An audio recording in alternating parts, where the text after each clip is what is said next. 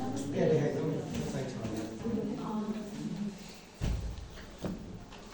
मेरो नाम सुषमा राउत। म चाहिँ भर्खरै हाम्रो पालिकामा मनोसामाजिक परामर्शकर्ताको रूपमा चाहिँ कार्यरत छु। मेरो घर चाहिँ बिजुलपार ठेगाना भन्नु पऱ्यो नि बिजुल नगरपालिका वार्ड नम्बर 4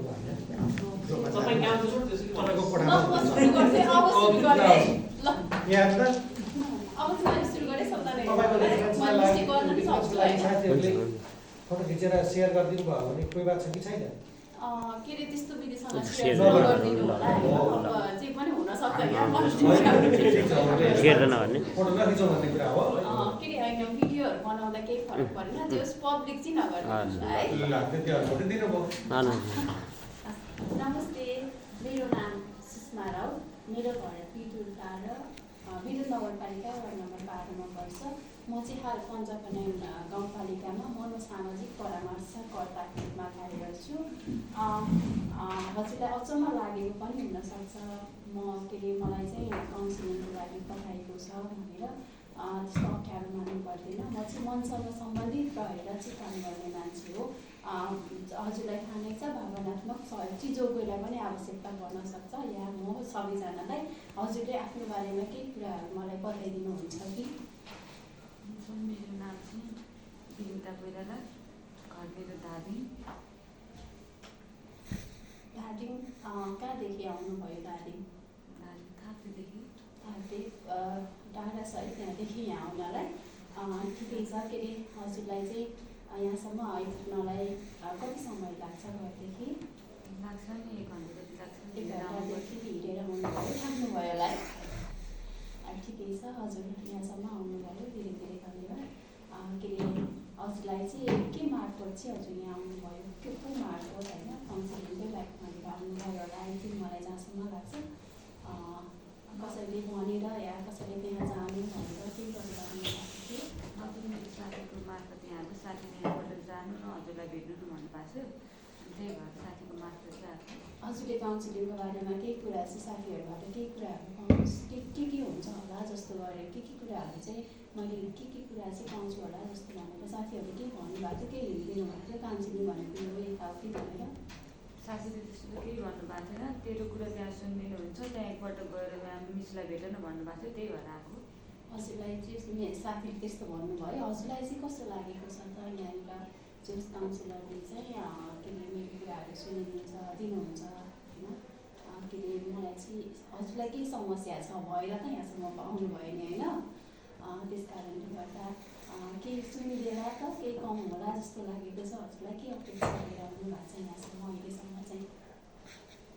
खै अब म त मेरो कुरा सुनिदिनु हुन्छ भने भनेर आएको। अरू त मलाई खासै थाहा छैन।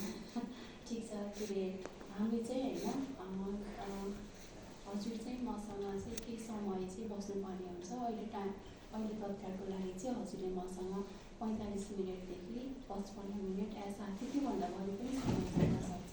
हजुरले चाहिँ मलाई समय दिन सक्नुहुन्छ होइन? सक्नुहुन्छ नि। अनि अहिले मात्रै नभएर होइन हजुरले चाहिँ कुनै प्रब्लम यदि मैले हजुरको सेसनहरू हजुरलाई चाहिँ मैले सहयोगको नै भावनात्मक सहयोग नै दिनुपर्ने हुन्छ नि। हाम्रो त यहाँ स्केलहरू पनि छ, यहाँनिर प्रश्नहरू पनि छ।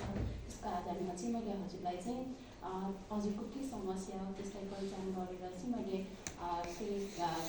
काउन्सिलिङ सेसन भावनात्मक सहयोग गर्नुपर्ने हुन्छ होइन? त्यसको लागि चाहिँ हजुरले आज मात्रै नभएर आज त 45 मिनट यसै हामी बस्छौँ नि होइन?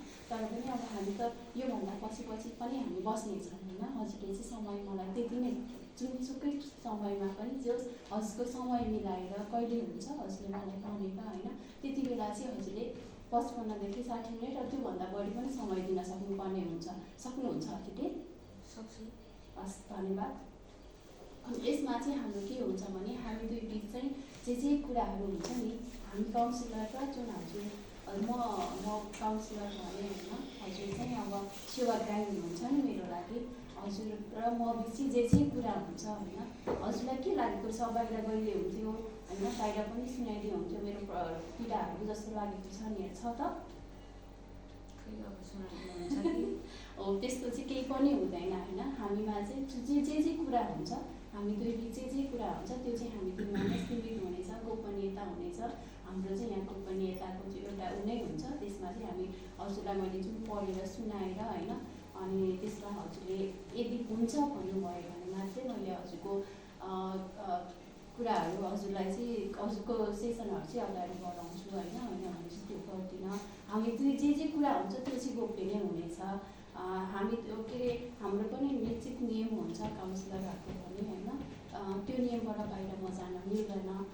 जुन यो छ नि गोपनीयताको कुरा चाहिँ काउन्सिलरहरूले चाहिँ बाहिर हामी दुई बिच जे कुरा हुन्छ त्यो चाहिँ बाहिर हामी गर्दैनौँ होइन, त्यो गर्न पनि मिल्दैन। हाम्रो निश्चित त्यस्तो भयो भने होइन हजुरले मलाई त्यो कानुन हामीलाई कानुन पनि लाग्न सक्छ। त्यस कारणले गर्दा हामी दुई बिच जे कुरा हुन्छ त्यो बाहिर जाँदैन है। त्यसको लागि चाहिँ म एउटा फर्म हाम्रो चाहिँ यहाँ एउटा फर्म छ होइन, त्यो चाहिँ हजुरलाई म पढेर सुनाउँछु। यदि हजुरलाई त्यो यदि राम्रो लाग्छ, यदि होइन यदि म चाहिँ काउन्सिलिङ लिन्छु जस्तो लाग्छ भने चाहिँ यो फर्म पढेर सुनाउँछु। हजुरले ध्यान दिएर सुन्नु होला। यदि हजुरलाई आउँछ भने हजुर आफै पढ्न नै सक्नुहुन्छ। आउँछ? तपाईँ सुनाइदिनु। म आफै सुनाउँछु है। मनोसामाजिक परामर्श सहयोगका लागि तपाईँमा उपस्थित छौँ। मनोसामाजिक परामर्श सहयोग भन्नाले भावनात्मक कठिनाइलाई न्यूनीकरण गर्न छलफलको माध्यमबाट योजनाबद्ध ढङ्गले सहयोग गर्नु हो। सुन्नुभएको छ नि है, जसले तपाईँको सामाजिक सुस्वास्थ्य कायम गर्न सघाउ पुर्याउँछ। यदि तपाईँ मनोसामाजिक परामर्श सेवा लिन आवश्यकता अनुसार सिफारिस सेवा लिन तयार हुनुहुन्छ भने कृपया तलको वाक्य पढेर ठिक चिन्ह लगाउनुहोस् भनेको छ। लगाउनुहोस्, लगाई आफ्नो नाम तथा सचेत गरी सहमति दिनुहोस्। म पढेर सुनाउँछु। यहाँ चाहिँ 4वटा वाक्यहरू छन्। यसमा चाहिँ हजुर सहमति हुनुहुन्छ हुनुहुन्न है। यस प्रक्रियामा गरिने हरेक कुराकानीलाई गोपनीयता कायम गर्नेछौँ। तपाईँको पहिचानको लागि आवश्यकता अनुसार सुवर्णेच्छे सत्र थप सहयोगको लागि छलफल गरिनेछ। आफूलाई तथा अरूलाई हानि हुने अवस्था आएन गोपनीयता भङ्गको लागि सहमति जनाउनेछ। यसमा हजुरले के बुझ्नु पर्यो भने हजुरको पहिचान नखुलाई मेरो पनि सुपरभिजनको लागि सुपरवेक्षक सत्रमा चाहिँ मेरो आफ्नो सरहरू हुनुहुन्छ। उहाँहरूले चाहिँ हजुरको चाहिँ जुन कुराहरू नखुलाइकन चाहिँ मैले उहाँसँग चाहिँ हजुरको समस्याहरू होइन मैले मात्रै हजुरको सबै समस्या समाधान गर्न सक्छु भन्ने छैन। मैले त हजुरको यो के छ भनेर पहिचान खुलाउने मात्रै हो। मैले पनि कसैको थप सहयोग लिनु पर्ला नि त होइन। त्यसको लागि चाहिँ मेरो सुपरभिजनको लागि सरहरू हुनुहुन्छ। उहाँहरूबाट पनि मैले थप सल्लाह लिन सक्छु होइन। उहाँहरूलाई चाहिँ हजुरको पहिचान नखुलाइकन पनि मैले उहाँहरूसँग सल्लाह लिनेछु। यसमा हजुर सहमति हुनुहुन्छ? सहमति हुनुहुन्छ है। यसमा टिक चिन्ह लाउँछु है त म। हजुर लगाउन सक्नुहुन्छ है यसमा चाहिँ। यसमा हजुर आफै टिक चिन्ह लगाउनुहोस् है। टिक चिन्ह लगाउनुहोस् ल। Okay, thank you. अर्को पोइन्ट पनि म हजुरलाई पढेर सुनाउँछु। मनोसामाजिक परामर्श सत्र करिब 45देखि 55 मिनट हुनेछ र यो सत्र 1 भन्दा बढी हुनेछ। आवश्यकता अनुसार निर्धारित समयमा सेवाको लागि उपस्थित हुनेछु। यदि उपस्थित हुन नसकेको खण्डमा पूर्व जानकारी गराउनु हुनेछ। अब होइन यसमा चाहिँ हाम्रो सत्र चाहिँ मैले अघि नै भनिसकेँ, हजुरलाई जानकारी दिइसकेको छु है। 45देखि 55 मिनटको हुनेछ होइन। यदि हजुर उपस्थिति हुन सक्नुहुन्छ त, यदि केही गरी हजुर उपस्थिति हुन सक्नुहुन्न होइन समयमा जुन यदि हो भने चाहिँ हजुरले अगाडि नै मलाई जानकारी गराउन सक्नुहुन्छ। यदि म उपस्थिति हुन होइन भने पनि म हजुरलाई जानकारी गराउँछु होइन। अनि यदि हजुर उपस्थित हुन सक्नु भएन भने पनि हजुरले मलाई जानकारी गराउनु पर्ने हुन्छ। यसमा हजुर सहमति हुनुहुन्छ? ल ठिक छ, एकछिन है। अब यो 3वटा पढेर म हजुरलाई सुनाउँछु अनि टिक लगाउनुहोस्। निरन्तर व्यक्तिगत पहिचान नखुलाई गैर नाफामूलक कार्यको लागि घटना अध्ययन तयार गर्न तथा प्रकाशन गर्न सहमति हुनेछु होइन। हजुर चाहिँ यसमा चाहिँ आफूलाई चाहिँ आफ्नो स्वास्थ्यको लागि चाहिँ हजुरको व्यक्तिगत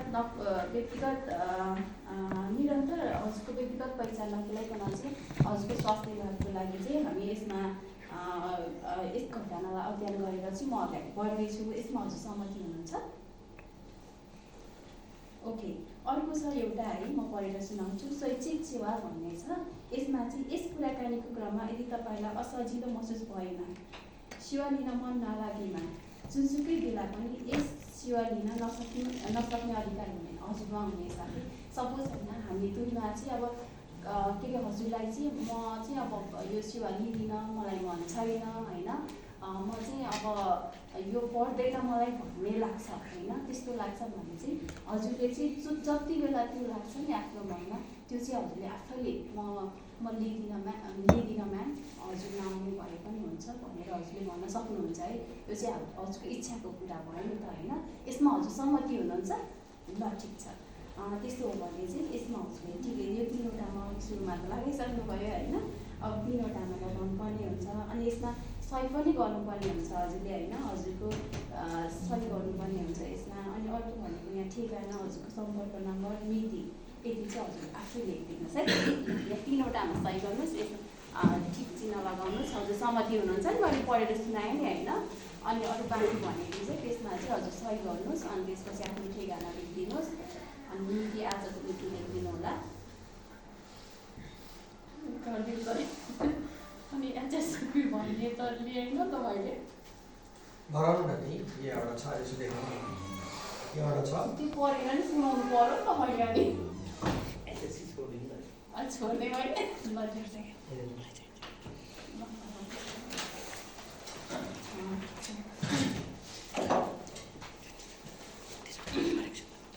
ठिक छ। हामी चाहिँ सबै कुरामा चाहिँ अगाडि बढिसक्यौँ होइन। अब चाहिँ हजुर सफलमा हुनुहुन्छ।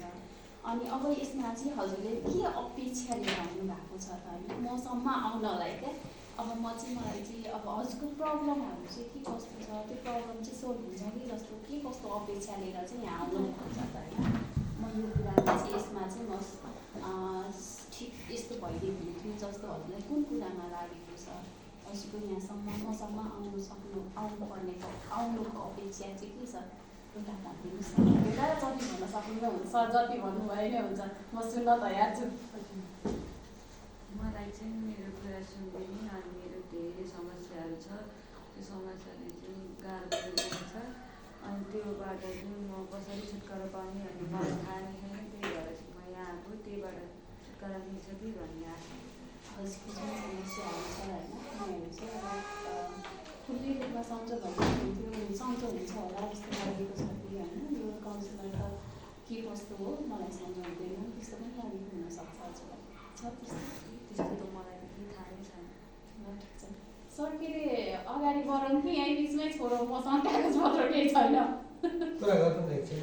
ल ठिक छ, अब म सत्रको अन्तिमतिर गएँ है। के अरे अघिदेखि हामी कुराकानी गरिरह्यौँ, अब त्यो छैन त केही, त्यही भएर मैले केही गरिनँ है। कसरी गर्दै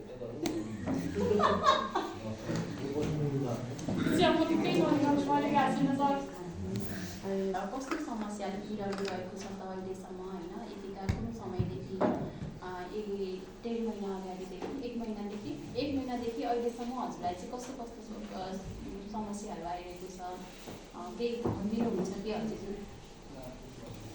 काम गर्न मन लाग्दैन, अनि कसैसँग कुरा पहिला त कुरा गर्थ्यो, अहिले म कुरा गर्न जानु मन लाग्दैन, कस्तो बोल्नु मन लाग्दैन, एक्लै बसिरहेको छु। हजुरलाई चाहिँ कुनै पनि काम गर्न मन लाग्दैन, दुईसँग पनि बोल्न मन लाग्दैन, एकदम तनाव बस्न मन लाग्छ, त्यो चाहिँ हजुरलाई अहिले जस्तो भइरहेको छ है। कस्तो सम्झना लिएर अप्ठ्यारो लाग्दो रहेछ त। आफू नमान्नु पनि छैन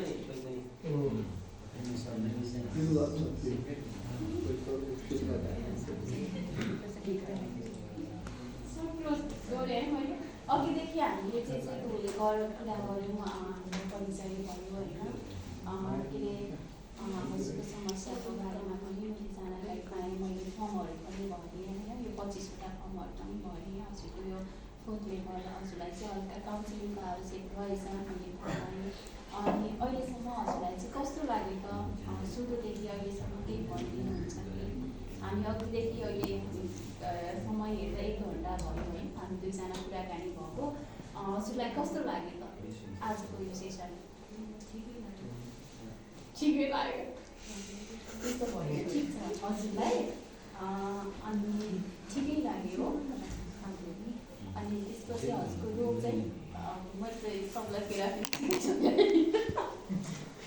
अहिले चाहिँ हजुर कुन अवस्थामा हुनुहुन्छ त? ठिकै लाग्यो भन्नुभएको छ होइन?